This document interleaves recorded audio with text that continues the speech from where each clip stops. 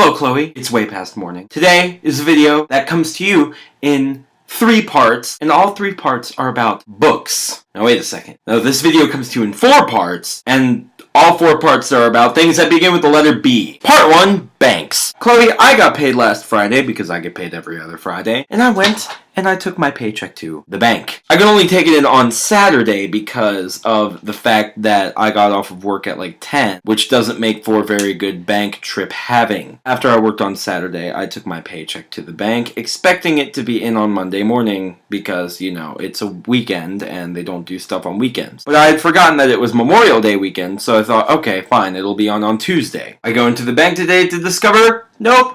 They need a whole extra day after their weekend is over to do the paycheck thing, the putting the money in the actual bank account, even though I put the thing in the bank account when it was open. This is a mystery to me, Chloe, and I'm sure there's some logical reason why they chose to wait an extra day after their Memorial Day weekend to do all of the important bank stuff that they have to do to run society, because banks run society. That's a separate video. Although I do think that sometimes I should be thanking them for this, because the longer I wait to spend all my money, the less time I have between paychecks, if that makes any sense. What I'm trying to say is if I have less days to spend money, then I don't think I'll spend as much money, which is probably not true, because part 2 is books. Okay, actually parts 2, 3, and 4 are books, so just bear with me here. Number 1, bookstores. Chloe, I've made a video concerning Books A Million before, or I've mentioned him in a video because I have a video called Books A Million on our YouTube channel. But I don't think I've actually discussed how much I really don't like Books A Million. There are 3 reasons why, Chloe. First of all, their books are extremely expensive. I'm talking like $10 for a little paperback, which I know they don't cost that much in other bookstores because I've been to other bookstores. Number 2 is that their religion section is pretty much a Christianity section. What do I mean by that? I mean, if I was going to find, like, religious text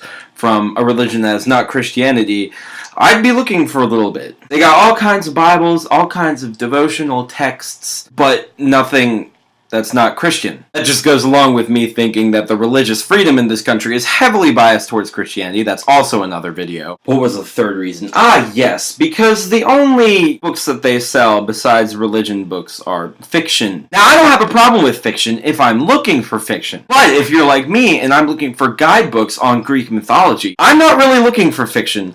I'm looking for textbooks and a history section, neither of which Books A Million has. In the Greek mythology books I did find, I have to look in the drama and poetry section, which I don't think that's where that belongs. So there you have it, 3 reasons why I really don't like Books A Million, and why I don't know why I applied there earlier this year, because I don't want to work there at all. Right, so the second books related part of this video is textbooks. Chloe, all music majors at my school have to take 2 courses called music history and something else. The thing about that is that it has a bunch of textbooks that new cost me about like $250, $230, which is way too much for textbooks, I think, even for new textbooks. That's just me thinking that textbooks should be less expensive for students, and so should a lot of things. Wow, I'm on a lot of tangents today, and they're all angry. I guess I'm still bitter about my paycheck not being in. But anyway, the point is that if you try to buy these, even used, it's just a huge hassle and cost that you don't want for a course that's probably really only going to help you if you're a music education major. What? Did I say that out loud? Wow. So for me personally, when the courses were over, rather than sell them back for a ridiculously low price back to the school bookstore, I decided to keep them, and I was going to sell them online. But then I decided that it would be better and more, like, human of me if instead of selling them to somebody I don't know, to sell them to somebody who I do know who would be taking that course. So I got on and I was chatting with some of the younger brothers of the fraternity who would be taking the course in year to come, and struck up a deal with one of the young chaps for far less than what he would have gotten through the bookstore. So yay, I feel like a nice person / I'm gonna get these textbooks off of my hands. And that will also get me money, which is a nice segue to part 3 of my little book discussion. Online books. Chloe, if you saw my status earlier about how I should start buying books online, that wasn't just me saying that. I've actually been been looking at online books today, which is why I wanted to know if I had money in the bank. There you go, all the topics are connected. I was in Books A Million looking for textbooks on Greek mythology, kind of standard reference books, and I found one called Edith Hamilton's Mythology. So I wanted to get like a different reference book for mythology so I could cross-reference it with my current book that I do have right now. The only problem is, as I said before, Books A Million sells their books for mucho dólares. I researched and found the same book on the internet